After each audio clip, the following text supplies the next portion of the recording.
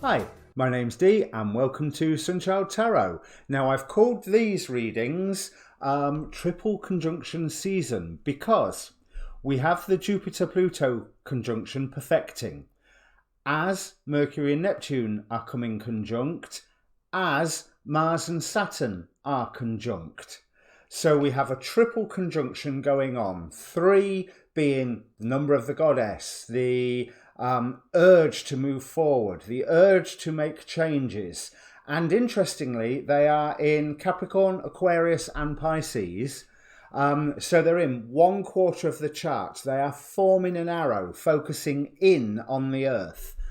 So it made me go and have a look at what the difference was. So obviously Neptune one side, Pluto the other, from 19 degrees Pisces, which is a manifestation number, to 24 degrees Capricorn, which escapes me right now what that number's about, but I have discussed it loads on my video. But anyway, the interesting thing is the angular distance between them is 55 degrees. Angel number 55. The message in that apparently is time to let go of the old, release all the old doubts, fears and everything. It will be replaced with something better.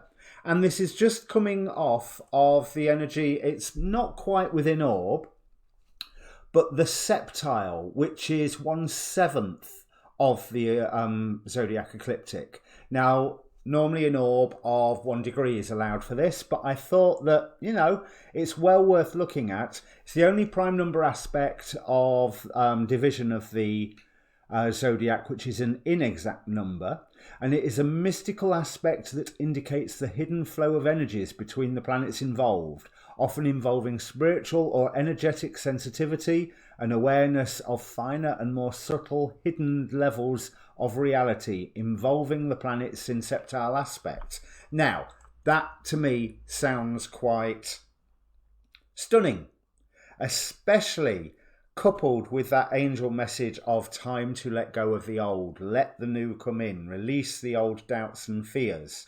So I'm not going to look at each individual conjunction. I've got a few other videos for that. Having said that, there is not enough hours in the day for me to do tarot scopes and readings based on every conjunction that is attracting my attention at the moment. So I decided to combine all three. There is a Jupiter-Pluto series I've just done. I'm hoping to look at the Mars-Saturn.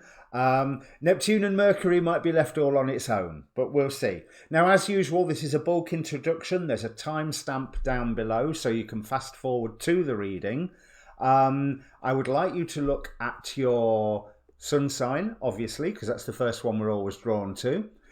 Your rising sign being the most important in ancient astrology. But to be quite honest, right now, I think Jupiter, Neptune, Pluto, certainly Neptune and Pluto, there's not going to be a huge difference for all of us. You could combine those two signs into a communal reading, no doubt. Collective reading, sorry. But have a look at your Mars. This is the driving force between everything. And this is in the centre of the 3 conjunctions, Saturn and Mars together, entering into new, airy, rebellious Aquarius.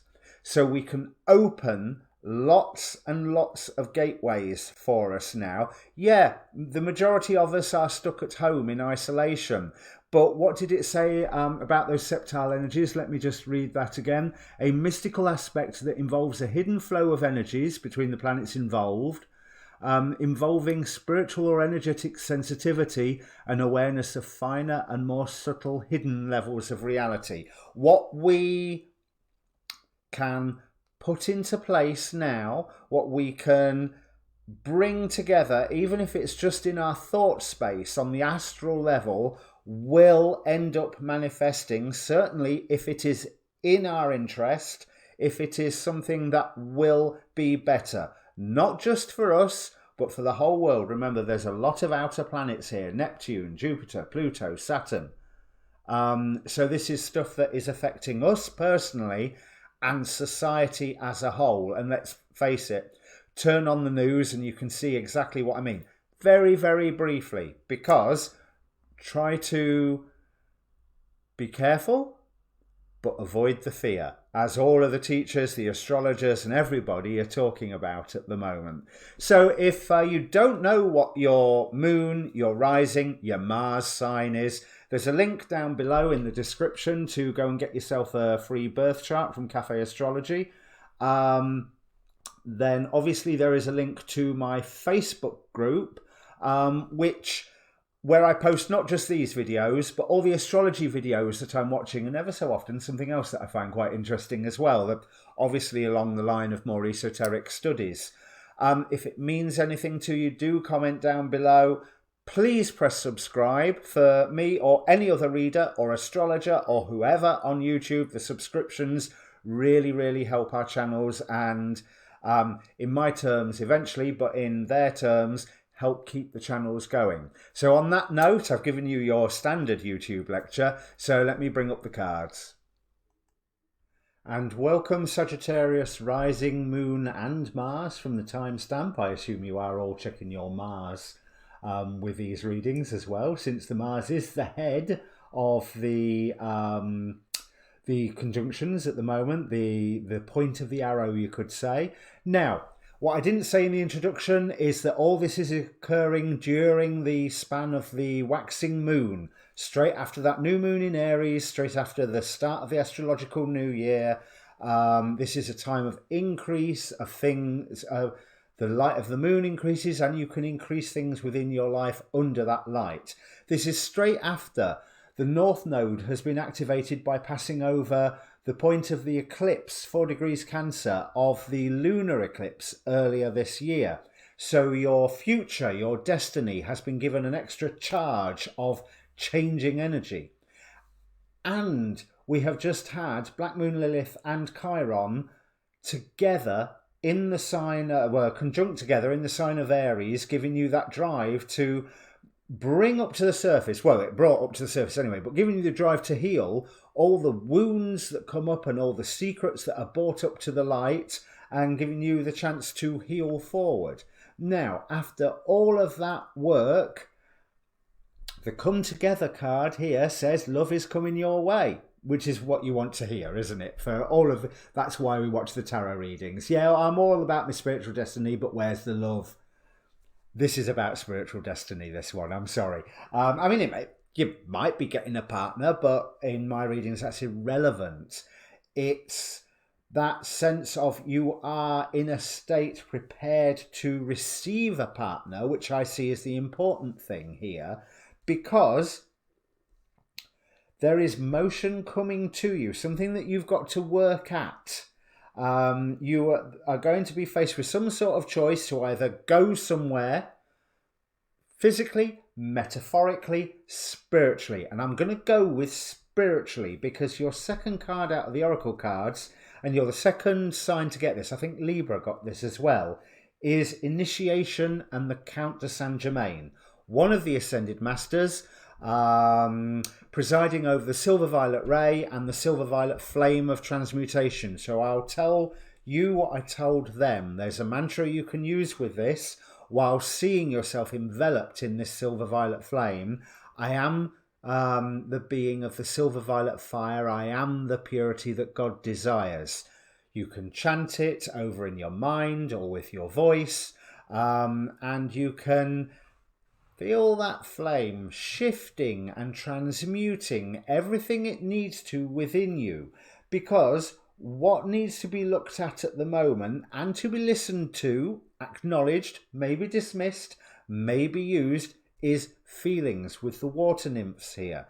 And I feel that there's a lot of dreams that are around this as well, but these are dreams that are close to home. We have the Archangel Raphael. I am strengthened and healed by the power of divine love.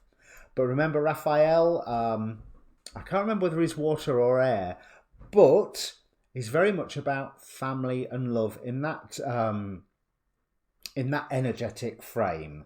The final three tarot cards are, well, final two tarot cards, there should only be one, but the final two, we have the Moon, clarified by the Queen of Wands, where you are entering into an intuition-based, magically empowered manifestation phase. But You need this initiation to know how you are going to do this and manifest this.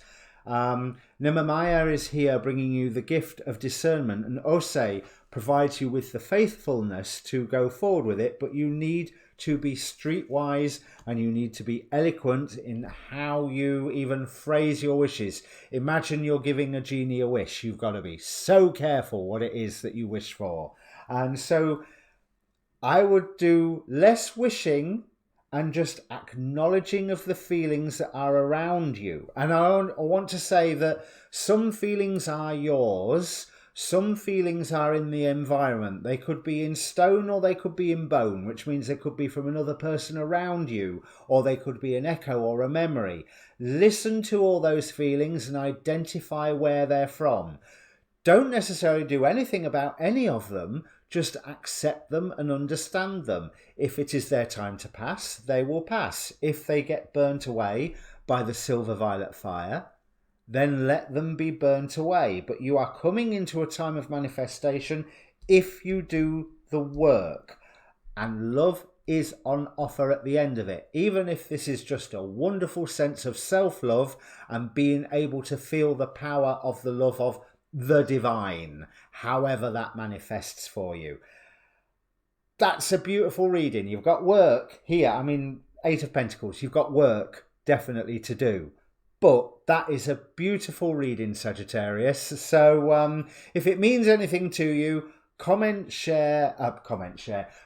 down below, like, share, subscribe. But you've heard that speech already today. Join the Facebook group. You can see if you want to discuss these readings further, or if you want to contact me personally for a personal reading, you can do that through the Facebook group now. I also post there the astrology videos that I'm watching, is where I'm learning all my astrology stuff, because believe me, hardly any of these astrology words are initially my own, because I am still learning and I am years away from calling myself an astrologer. But in the meantime, do that work, listen to the feelings and simply identify them. I am the being of the silver violet fire. I am the purity that God desires. Cheers.